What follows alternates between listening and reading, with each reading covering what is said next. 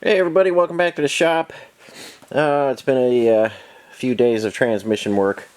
I didn't get much filming done on it, but there's that T18 that's going in the J20. I have a new main shaft in there that adapts it to the 208. Same main shaft will adapt it to the 208 or the Dana 300 transfer case, but you know, the late J trucks have the differential there in the front on the opposite side. So it's got the long input shaft. I just got some foam on there so I don't run my knee into it. That is completely rebuilt. It didn't need much. The new main shaft is in there, a small parts kit, and a counter shaft. It was in remarkable condition. You remember I got that from Lee, and it came out perfect. Not too difficult. You see the adapter in there, and it worked out pretty nice. You do have to drill the case for the adapter. That was no big deal. I just threw it on the SIP and drilled and tapped the holes, and that's ready to get finished up, and that'll go in the J truck. Let's come over to the bench here, and I got this T84 finished up, and that is silky smooth. I have here, this is a old beat up transfer case that I cut just so I could get the bearing squeezed in there properly, put the gear on, and make sure I still had some wiggle room on my blocking rings. These could be sometimes tricky to get shimmed right, but this T84 is the first one ever that I've had that looks like it had no use on it. So the blocking rings are original, the synchro, first gear, second gear, input shaft, cluster gear, everything is original. This got new bearings, one in the front, one in the rear, and nothing else really. I got washers for my cluster gear, and that was it. This was in remarkable condition and 100% original. Now this is not an H marked case, but it did take the seal in the back. So usually the seal just goes on the H cases. So I don't know exactly what this came out of. Could have come out of a Weasel, could have came out of a Studebaker. I'm not sure.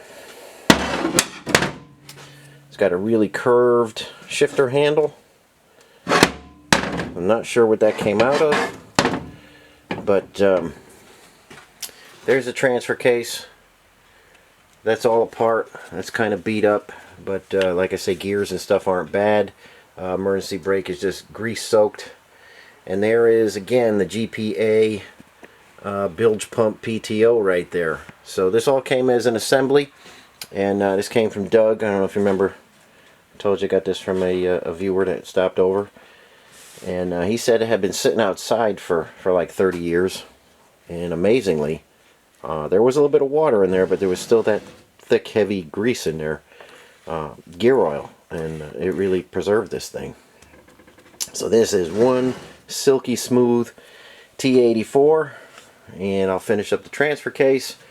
And I thought somebody would be interested in the GPA PTO, but I'll stick that on there as well, and maybe just run something off that. But yeah, very, very happy with this T84. Haven't ever had one that was in this good a condition. Even the shift forks here, not a bit of wear on those. So super happy with it, silky smooth. Let's go over and see Scott's 300 finished up.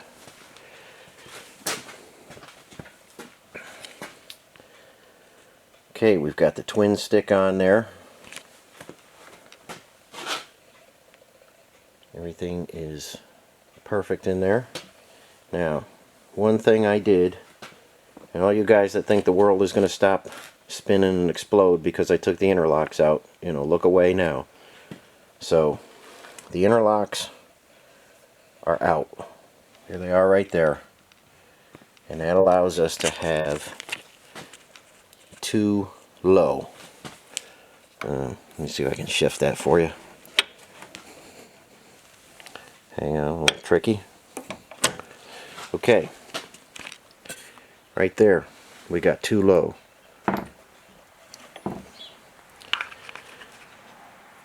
Now that, if you have lockers front and rear, and I don't know if a lot of you guys have run lockers front and rear, but if you have lockers front and rear, 2 low is fantastic, because there's going to be times where you don't want that front axle kind of pushing its way through. So you could take it out of 4-wheel drive, and when you got a locker in the back, you're really going to go places. But a lot of times you'll be in 2-wheel drive, and 2-wheel drive regular high is going to be too fast. So 2-wheel drive low is a real asset when you have lockers front and rear, which Scott does have on his Scrambler. So that's 2 low right there. So you got to be a little careful. You don't want to shift 2 low and then into 4 high. But I'm not building vehicles that think for you. This is a thinking man's Jeep. So when you're in 2 low and you want 4-wheel drive, you go to 4 low, and or you have to pop your 2-wheel drive in 2 high to get 4 high. So this is not for everybody. If you want your vehicle to think and drive for you, this is not the kind of stuff. But I'm sure Scott can handle this. And like I say, lockers front and rear, 2-wheel drive low is a real asset. So I've got the pan cleaned up, and the magnetic guy right there was full of metal. This somebody was in here before, and they didn't make a super mess of things, but there was a lot of wear in there. A couple tips for you. When you get a rebuild kit, go for the hardened new intermediate gear shaft. Always use new lock nuts on your yokes. And this guy right here, see how smooth that is. The bearing play here should be, front and back, should be 1/1000s to 5/1000s. On new bearings, I set them real close. So this is about 1/2 thou right here, and that should be silky smooth. Now there's shims in there. Okay, now any kit you get is not going to have those shims. I've got millions of different kinds of shims, and I have shims that fit that. When you read the service manual and they tell you how to do it, they're going to have you shim the actual case, the housing to the case, instead of using shims. Do yourself a favor. Don't get messed up with that. Get yourself a setup bearing. For sure you need a setup bearing in there, because you don't want to fight with that. You want it to slide on and off easy. And get some shims and shim that properly. So that is silky smooth. And like I say, 1 to 5. I have, because it's new bearings, I have that super close. And that's where you want to be. Now in the front guy here, 4-wheel drive, again, see how silky smooth that is? That's controlled with shims back here. Now you're going to get those shims in a kit. If you want this to be leak free, I think you could see a little bit of copper there. Spray your shims, both sides, with a light coating of copper spray. It doesn't increase your bearing clearance or anything. Spray it. Spray the shims and the inside of that cap. Put that on. You'll be leak free there. I see a lot of leaking 300s right there. Don't let that happen. And then, like I say, the interlocks are out. It's not a big deal. The world isn't going to end. For you guys that are sitting down in your mother's basement watching this and ready to hit the thumbs down and give me a whole bunch of shit about it, let me take you over to this year's transfer cases that I've done. Okay, I start a, let's see, it's sliding all over the place. I start this little section right here in January every year. That's how many transfer cases I've rebuilt, and that's how many don't have the interlock pins in them. And this is from everything, the Dana 18, the Dana 20, the Dana 300. Okay, the world did not end. Guys did not blow up their vehicles. And it is safe to do, and it puts you in control of your Jeep. Instead of having the factory tell you how to shift, you can shift yourself, and hopefully you guys with lockers and stuff, front and rear, you'll see the advantage of that the first time you get in a situation where you don't want that front axle pulling and pushing you in the wrong direction. You know, it's just you really don't know what I'm saying until you have a situation with lockers where you know you'll see the benefit of too low. So don't be afraid to yank those out. It's quite a deal. You got to pull everything off. You got to take your shift rods out. You got to get the caps out, and it's kind of a nuisance. But when you're doing a full rebuild, don't shoot yourself in the foot and leave those interlocks in there. It's just it's going to limit your shifting.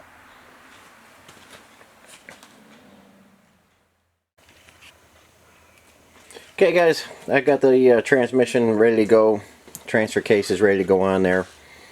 I've been working on getting the fittings in, switches. I've got to change the mount,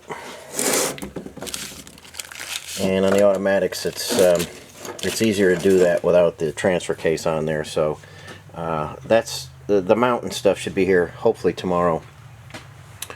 Now here's a good look at the twin stick, and like I say, this is made by JB something, I don't know, JB something, and for some reason they make them out of stainless. I guess a lot of guys like the stainless. If I know Scott, he's going to want those black like the rest of everything. But we'll find out first. And this is their way of attaching it to the shift rods with a barrel and a post. And you can see in there. I mean, it's not great. There's an awful big hole right here. I don't know. I think they might kind of jiggle around like this, you know. So, not a bad kit. And a lot of them, they just grab one of the ears here, and I'm hoping that's going to be all right. But it's smooth shifting. It's just, you know, a little sloppy, and I think that might get irritating if they're kind of doing that. Hopefully, the boot's going to quiet them down. You know, just look at your options before you buy one. I wouldn't put this on my own stuff, but you know, it's an okay kit, but it could be done better. Okay, so that's going to go on there. There's no seal, no gasket here. There's a little tiny hole right there, a little weep hole. Make sure that's open, and if you get fluid out of there, you know that seal's gone bad. That's a new seal. This is a transmission that Scott had delivered to me, a completely rebuilt one, and we're just going to plug that 300 on there and keep moving on with getting the drivetrain done. So I'm not going to put that on today. Like I said, I'm going to put the mount in first. His mount was actually cracked, so I got to weld it up and stuff, and get the new urethane mount in. So we're going to leave it here on this particular project today and keep moving on to some other stuff. Okay, guys, while we're waiting on parts for other projects, we're going to try and catch up on some engines here. This is a 4-cylinder F-head, and this is the one that had something go bad in the cylinder there, and the head's all banged up. Got a 5 thousandths feeler gauge here, and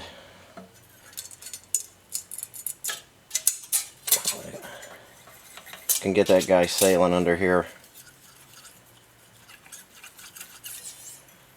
and that is bad news. 5 thousandths over the length there is not really good. It's the same thing that way and that way, and no matter where you put the straight edge, it's bad news. So got to set up in the Blockmaster, and we're going to go at it and get this guy straight. Let me try and show you what happened here. I think I showed you this before. Let's get in there on that junk. Let me see if I don't know if I can focus in. Okay. You know, those are so sharp they'll cut you. So something broke in there, got tossed around, hit the bottom of the head. I don't know if it overheated or what happened, but that head is so far twisted. Gonna get it nice and straight here. No matter how I jigged it up with shims and stuff, I couldn't get a happy medium. So what I have is I have it perfectly flat on the table, and I'm gonna make this side parallel to this side. There's about a 6/1000 problem from end to end, and like I say, I don't want to get twisted in this or anything, so I have it right on the table. We'll get this parallel, see what it takes to clean it up, and then we'll get the block on here. There is Bertram's head. That's for his M38. I'll show you what's going on with this one. Oops. Solidly plugged everywhere. There was no water flowing through this head at all. This side's open. All these little ports here, everything is plugged. I got to get that guy soaking and get it clean. And then while I have this set up, you know, got all this stuff set up here, I'll get his cylinder head clean, and after the F head we'll get Bertram's head cut.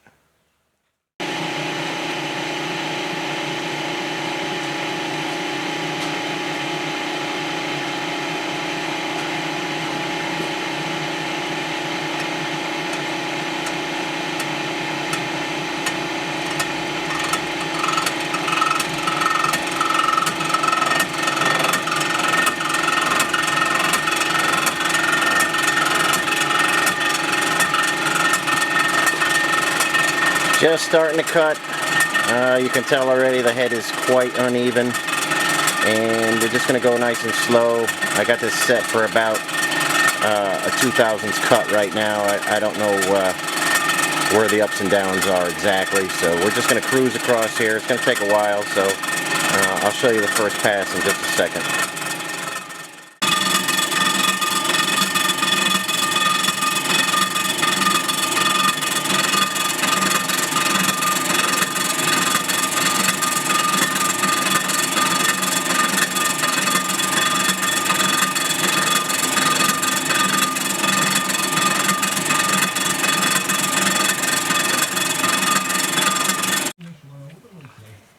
Okay guys, first 2000s cut. You can see we got almost halfway across the cylinder head, and you can see it had a twist to it. So this engine was rebuilt at one time. I don't know how long ago. It wasn't rebuilt very good, and we know it was rebuilt because something was broken, but they didn't do a nice job on it. I don't know why you put a head down this screwed up, but a lot of engines out there that run, and you know, there's a difference between just running and running well. So this one was running. I had it running, but it did not run very good. So we'll bring it back to factory specs and even better, and it will be a very nice running F-head. So probably gonna make a few more passes, and I'm gonna get busy with that now. Okay, that's pass 2. We're at 4.5 thousandths. That line is just when I brought the head back. I don't raise it up until the last pass. So we almost made it all the way across, right on each end. So it's low down in the center there. We'll just keep chipping away at it till we get it. Okay guys, there it is. It took 8 thousandths to clean that guy up, and we got across the whole thing, and it cleaned up just perfect. So I started cleaning up Bertram's head, and there's so much mouse nests and stuff. This was left with the water neck out, and you could see all the nuts and stuff and all the junk coming out of it. So Usually when they're this bad, I like to sandblast them. I don't ever like to sandblast engine components, but this head is going to need it. There's so much junk coming out of this one.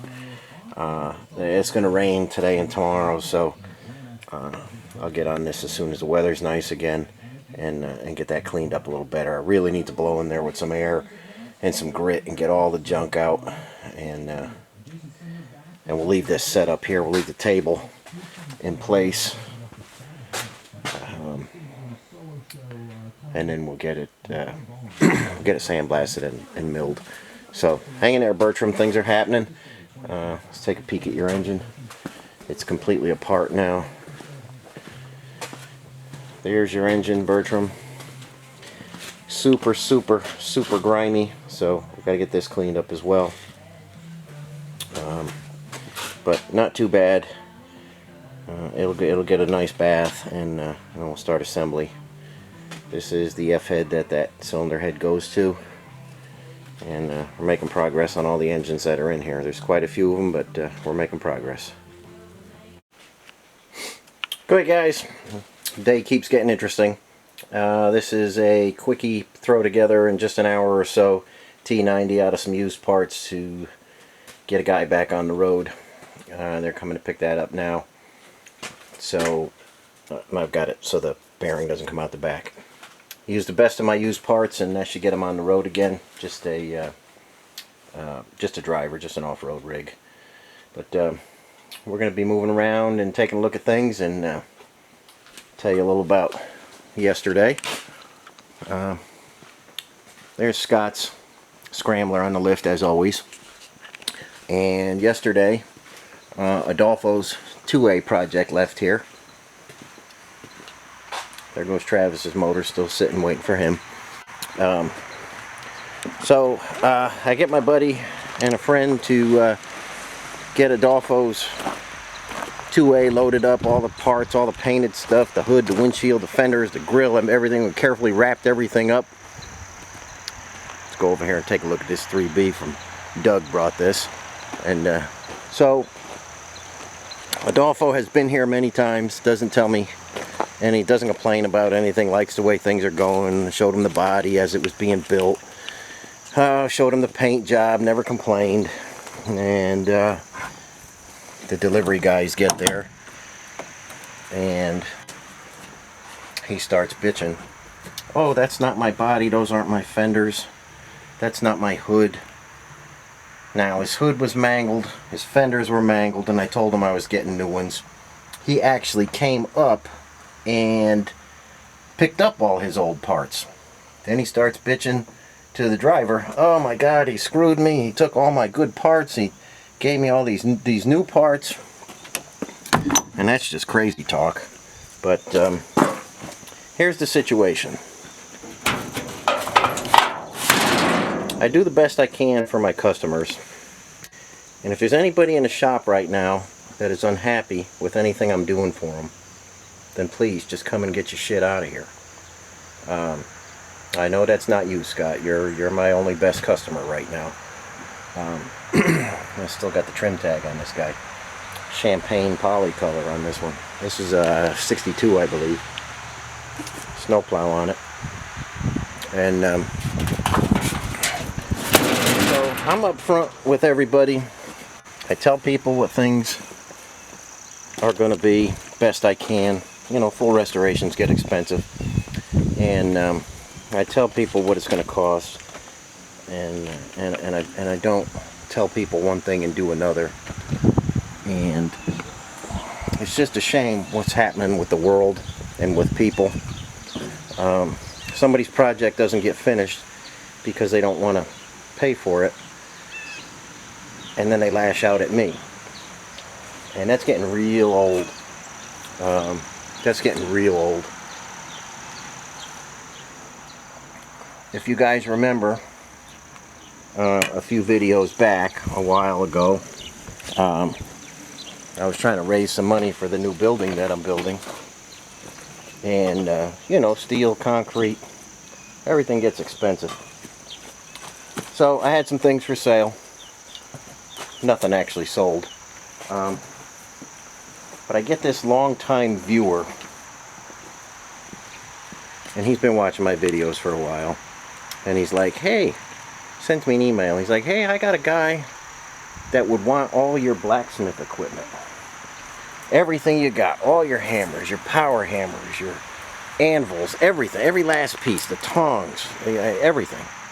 He's like, but I'm not going to put you guys in touch unless you agree to give me 10% of the sale. And I don't even know what to say about that. I mean, is that what the world is coming to? I just don't understand people. I mean, I put all this information out. I don't ask for a dime from anybody for this information. I mean, this is free for anybody who wants to absorb it and do something with it, you know? And I'm sure this guy probably picked up some tips along the way. Now he's trying to fleece me for 10% of the sale. Guess what? I mean, if you don't want to tell me who your guy is, I could care less. And you know something? If he contacted me, I probably wouldn't sell him the stuff. Now, all the steel for the trusses and everything is bought and paid for already. So guess what? I still have all my stuff, and I have the steel. So the situation is what it is. People are changing faster than I care to believe, but it's happening. You know, going to work and flipping burgers at a burger joint is looking better and better every day, you know. Why do I want to be here, you know, busting my ass, sandblasting, painting, rebuilding engines, transmissions, transfer cases? You know, maybe I could just go in and maybe flip burgers for somebody. So, there's some axles from Doug too. Probably get going on those one day. Doug wants to, he's actually, you know, a good guy that wants to learn how to do stuff, so he wants to learn how to do some axles. And I'll show you the ones that we're actually going to do next. Let's keep moving through here. Sorry, this is getting to be a long story, but it's just amazing what people are like these days. So I'm super glad that Adolfo is out of here, because he's just got a bad attitude. Scott Scrambler, again, will be my last restoration. Please don't, you know, contact me and say, will you take on a restoration, because not that people can't afford it, but they just don't want to pay for things. They just have a problem separating the money from their hands. And it takes quite a bit of parts and labor to put something like we're looking at right here. Now, if we were going to put this together, it's not going to take $2,000. But people believe it. Anyway, there's a full floater in this guy. This axle's coming out. It's got an early front axle. This is an early frame. I'll probably put this frame together, and but these two axles are going to go next. And then Doug has some AMC axles that we're going to do. So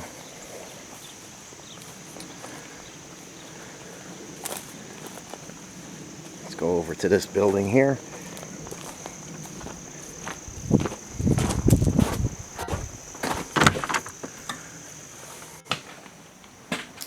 Okay, not too much going on with Scott's body just yet. I had the toaster oven out because I was welding some S7 steel, and I had to heat it up, preheat it. And I am in the process of welding up some steering brackets now as well. So, like I say, if anybody does not like the way I work, they don't like the way I build engines or do anything or paint or do any of that kind of stuff, there's that floor again. Super nice quality. I'm very happy with that. You don't like the way I do stuff, don't ask me to do stuff. Or, like I say, if you're unhappy, no hard feelings, come get your stuff. Oh, make sure to turn the light out. Hang in there. Yep. Okay, so it's pretty simple. The world is changing, and I'm standing here and I'm refusing to change with you. So